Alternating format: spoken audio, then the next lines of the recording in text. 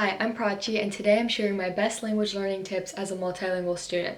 If you're trying to learn a language, whether it's for school, travel, or just for fun, these are the exact strategies that help me learn a language smarter instead of overexerting myself and getting nowhere. So grab a notebook and let's level up your language learning. Tip number 1 is to find a teacher.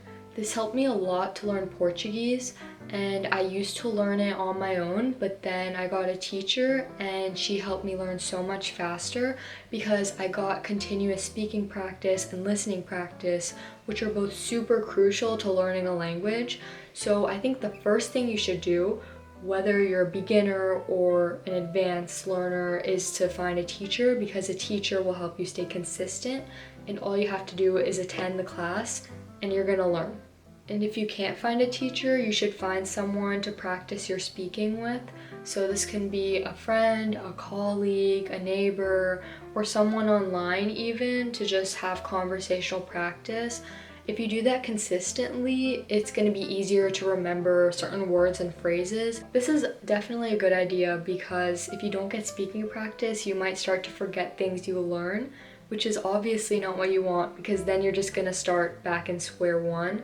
So just make sure you have someone to speak with. It can be anyone. Just try to get consistent speaking practice. italki is a platform I use to learn with a Spanish teacher and a Portuguese teacher, but if you want to try a different platform, I think there are other ones like Preply.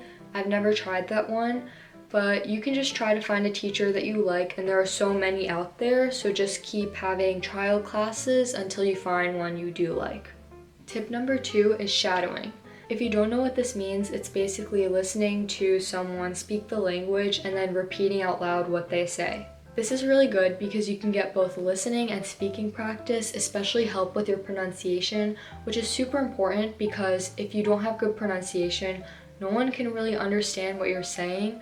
And also you'll get to understand where you're messing up in your tone and rhythm, which is also important in every individual language you learn. So depending on the language, there might be certain sounds that are trickier to make.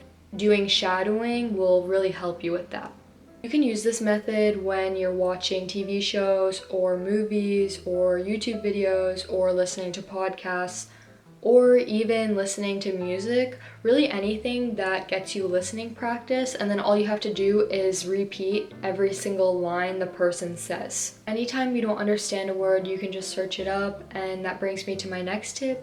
I lost my original clip of this, but tip number 3 is to note down new words in context. What I mean by that is whenever you're writing down a new word, you shouldn't just include the definition of the word. You should also include a sentence to go along with it. Because when you put a word in context, it helps you to memorize it better, and when you need it in a conversation, you can easily pull it out of your memory. So when you're watching a TV show in your target language and you come across a new word, you should write down the line that included that word in it in your notes.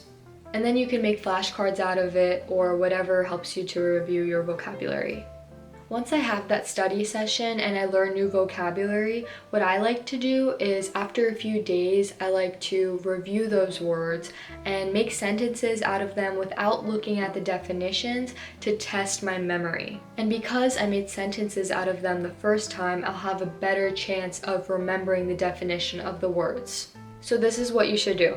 Every time you learn a new word, write down the word, write down the definition, write down the sentence where you heard it from or where you saw it from, and after a couple of days, review the word, don't look at the definition, and make a new sentence out of it to train your memory. This should hopefully help you with your vocabulary.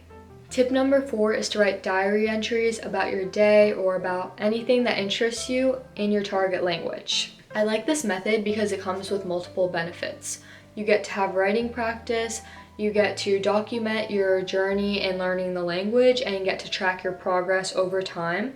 You get to also maybe document your life experiences if you're telling about your day, which is super cool because you get to look back on that and see what you did, but in the target language. And it's also really relaxing. This is a really fun way to practice writing in your target language. And anytime you get stuck and you can't think of the word that you need when you're writing, you just search it up and add it to your vocabulary list like we talked about earlier, and you're just gonna get better and better the more you do it. This is great because you're writing about stuff that actually happened to you and that interests you, which helps you memorize language patterns and structures a lot better. Journaling is also just a really fun hobby, so if you're gonna do it, you might as well do it in your target language. Tip number 5 is to record yourself speaking while reading or shadowing. There are 2 reasons why I think this is a good thing to do.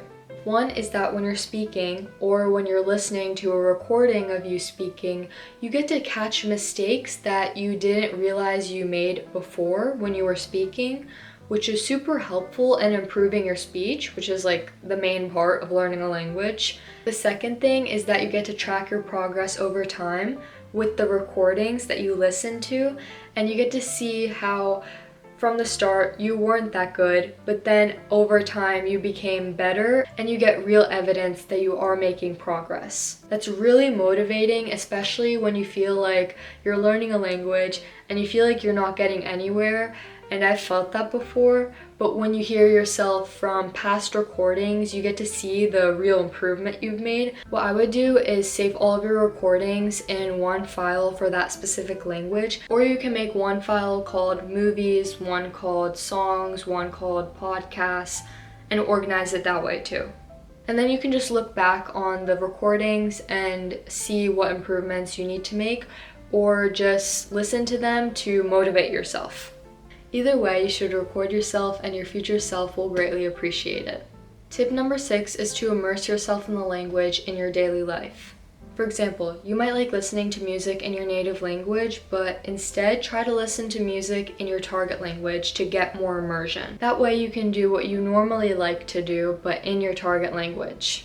If you often watch or read the news, do that in your target language as well.